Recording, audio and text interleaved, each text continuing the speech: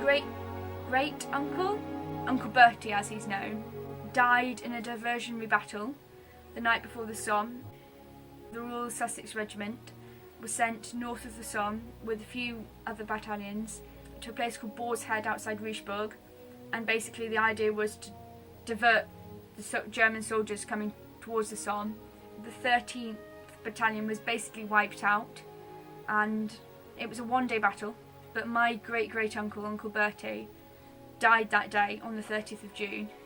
And what I think is a real show of the spirit of the times is when the letter came home, my great-grandfather, who was only 16 at the time, forged his parents' signature and said, well, if my brother's going to die, then I'm going to go out there and keep up his honour. Survived, and I'm still here, you know, as his descendant.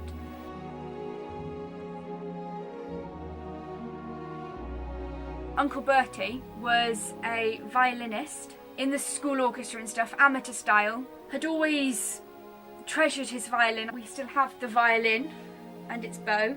The violin was a big part of his life. It was something he was really passionate about and was wanting to be a professional violinist. And what's really interesting, I think, is my granny inherited the violin, and my mother learnt to play the violin on this violin. My aunt learnt to play the violin on this violin. She's still an amateur violinist, plays in the Farnborough Symphony Orchestra with the bow of Uncle Bertie's violin.